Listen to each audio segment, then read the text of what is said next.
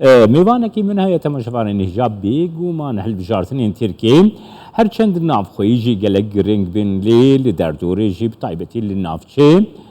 لید نافچه دشی طایبت بو سوریه و روجابای کردستانی گلکی گرنگن اندامه پیوندین در وی انجمنان اجتماعی او کردی لسوریه انکس ابراهیم برو میوانی منه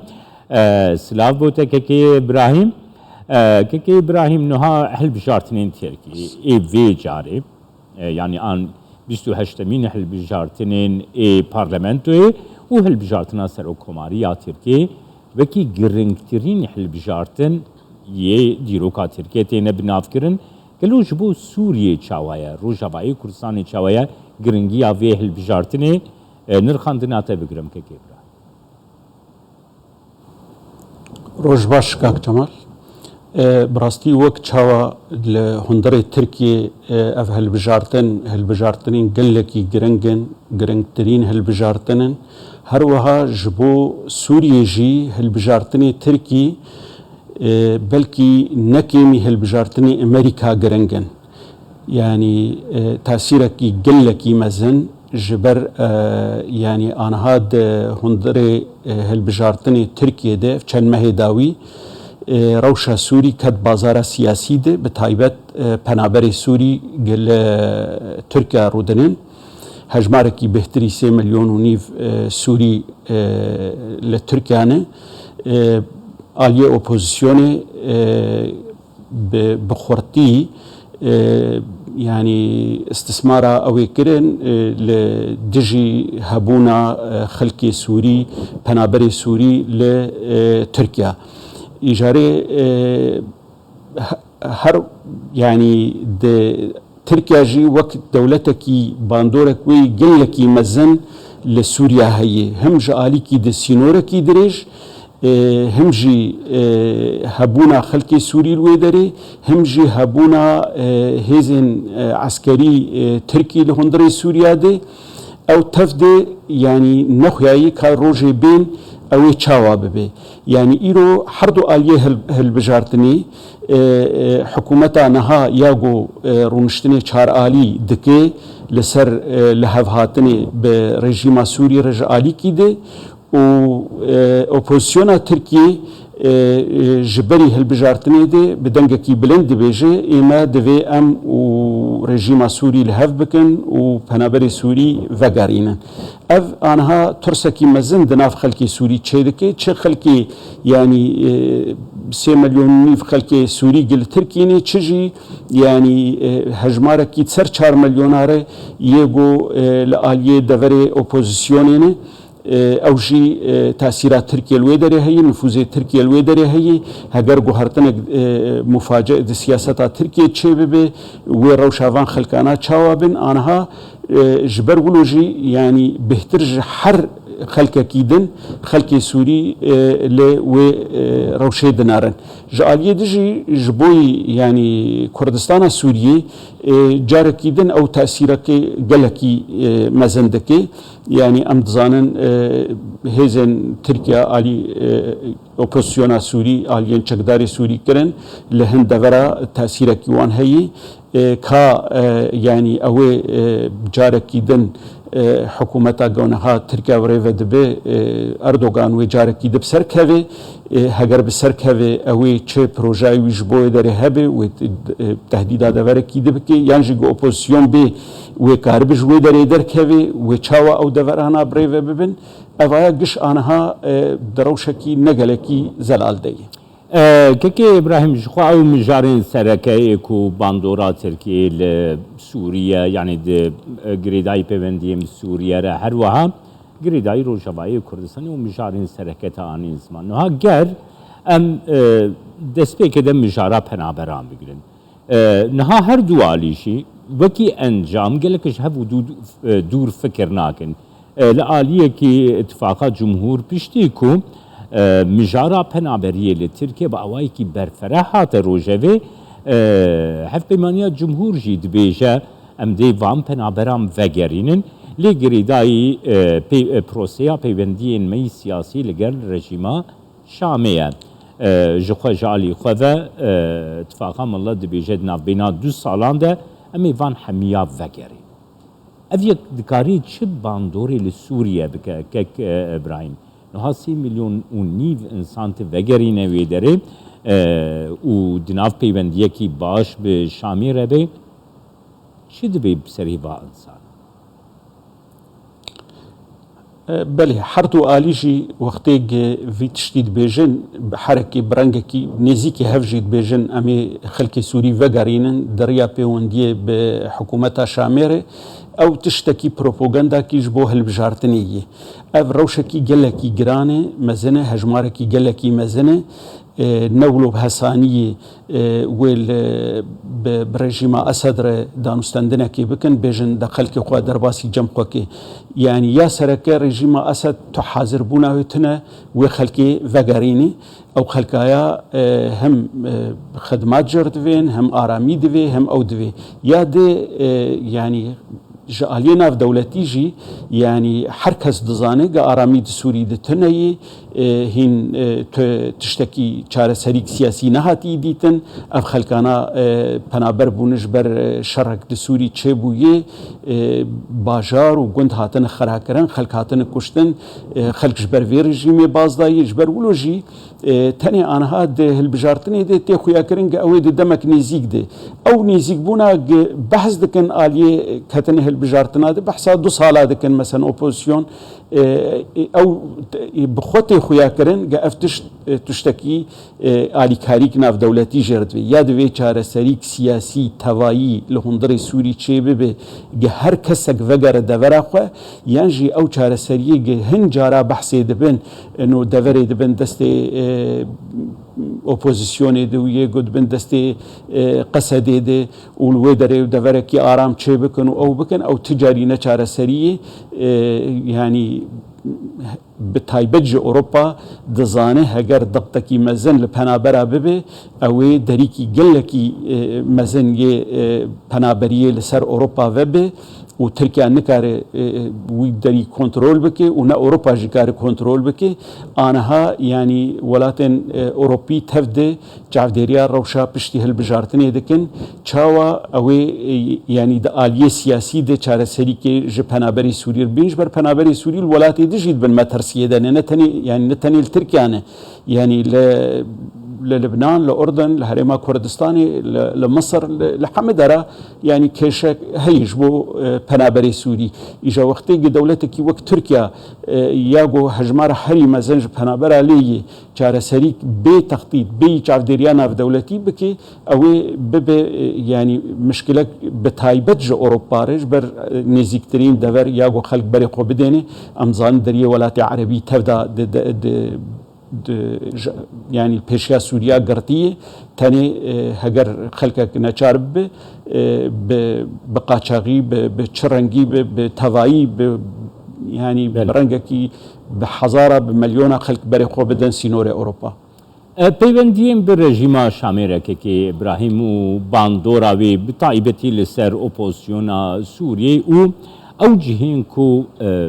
حیزا ترکی لسر هایی نهالا لیکی بری هفته که مولود چاوشوغلو و فیصل مقدد لموسکو جویان جالی ترکیه و داخواز که یکو پیوندی ورن آسایی کرن جالی خواه اتفاقا ملجی کورک بریا سرکه یا دستیلاتا ایرویه جخوا او به هر آوائی دخواسته پیوندی خواه لگل رژیمها شامی بردوام کن باندورا به که گر پیوندی آسایی ببین دینا بین انقره و شامی ده باندورا به که الاپوزیسیونا سوریه چاواده به لسر روجاوایی کردستانی چاواده به او هیزین که حتی ایرو پشتگریج ترکیه بردگرتن دوی درباره دگر نرخاندناته بگرم که بله جالی کی ده يعني وقت پیوندی انقره و شام بهور چه دبن و له هاتنک چه ببه به گمان دوی هنتش دنابرا وان ده چاره سر ببه اجاره بلکی مثلا جالی کی ده رژیم سوری ده جد و ترکیه ولات مدرکوی عرضا مدرکوی به گمان اوایا يعني بتایبتی دوره اپوزیسیون سوری اداره دکن او دورانا لسر ويد بيجن هجر تركيا وك ولاتك تش حكومتها آنها بي ينجي حكومتك بشتي هالبجارتني اوبوزيون بسركبه او بحكومت يعني أبي كارب بده دمشقي لي شرطي تركيا جهاني وأزبهورم يعني نا أك بارتي نا أردوغان تاني سبا يعني قلشدار أغلوجي وأف هف بيماناوي ببه يعني إدارات تركيا بكي جاركيدن أويج سوريا بخوازي مسألة سينور باراستنا سينور هبونا بكاكي ناريناوان وكي ديتناوان قسده بكاكي يبكي هون دزانين يعني تركيا فان توايا سوريا تخوازي ودزانين جي بري جي وك خلككي يعني افصد صال جي دماغ دولتا تركيا تشيبوي دماغ انتدابا فرنسي جي سوري دركتي سوريا باراستنا سينور بتركيا رناك تاني تركيا باراستنا سينور دكي هبونا هيزي عسكري سوري لسر سينور تركيا قد تنابون دتشد وقتی خطر جی چه بویی تهدید جی علی ترکیه چه بویی ترکیه هر وقتی دپاراست ایجا اوی لهمبر وینا و او چه بکرن و اتفاق ادنا به تطویر کرن و او به اف تاثیر کی خوی لازم و لسر علی كردي يعني لسر روشا كردستان السوري لآلية دن آلية أوبوزيوني بيغمان يعني أوجي تأثيركي قلكي مزن هيش بر تركيا دولتا بتاني ياغو هفقا صالي بتايبت فان صالي داوي بشجريا أوبوزيونا سوري كري أم ولو جيد بينن إنه حطانها تشي دا مستندني تركيا يعني إيه شارقولي هاتن كرين يانجي خطاب اویش بو دمشقی بهتر بحثا چاره سریا سیاسی تکرن او دزانه يعني بي چاره سریا سیاسی به اتفاق کی گشتی اوی آرامی د دوره د چینه به تنه هر دو رژیم همال هورونه که ابراهیم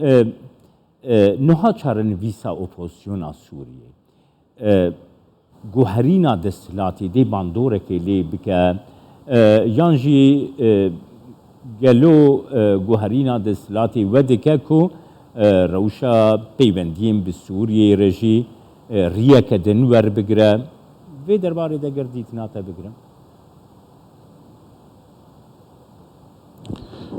بگمان آنها يعني لغوري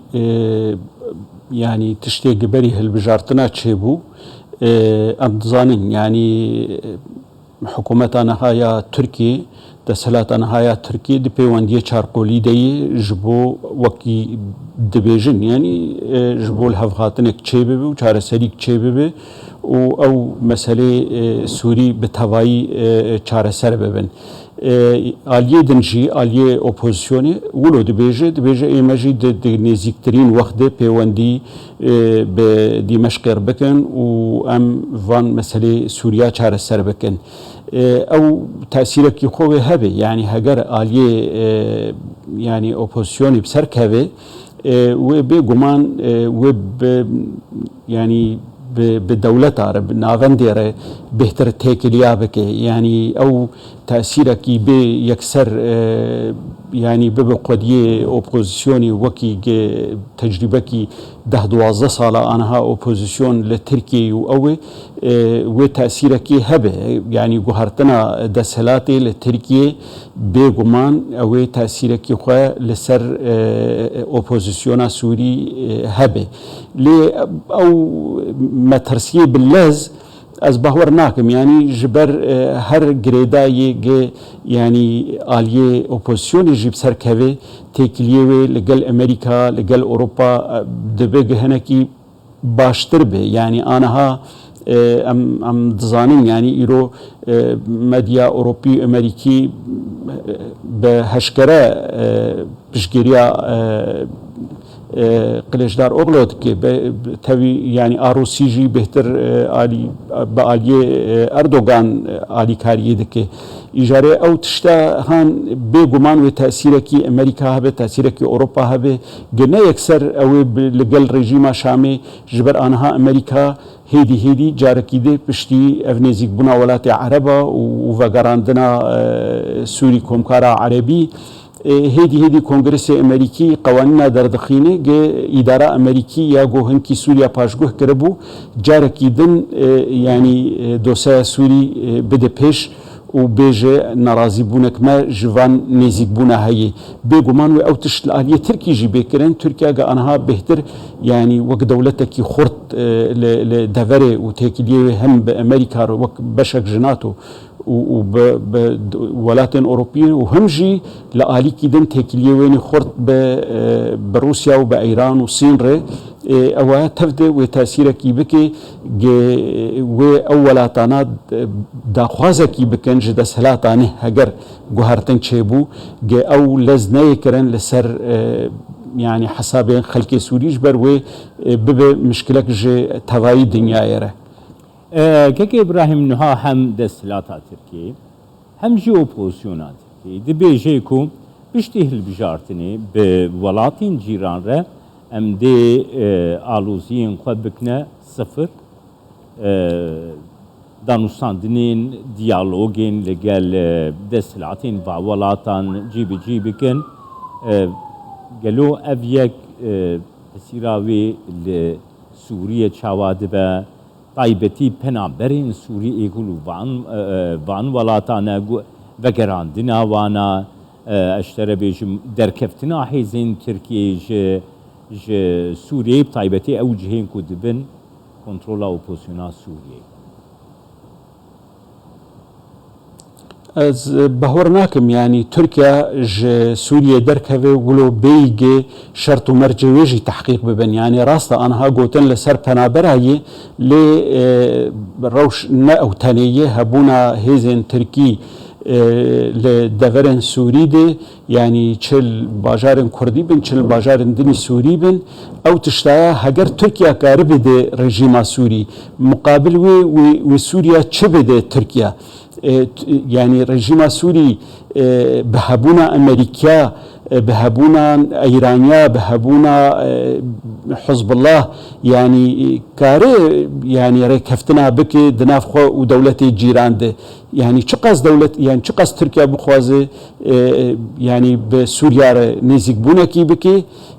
جبرنا تركيا وسوريا تانيني يعني چندي دولتي خودي هيز ومزن لسر خاكا سوريني وبتايبجي لسر سينور تركيا يعني إيرو أمريكا لسر سينور تركيا أو تشتا إن ولو بدانستندنكي دناف أنقرة ورجيم سوري ده چاره سردبه. سیاست کم که ابراهیم برو اندام کمیته پیوندی در وی انکسج حولی ریل گل.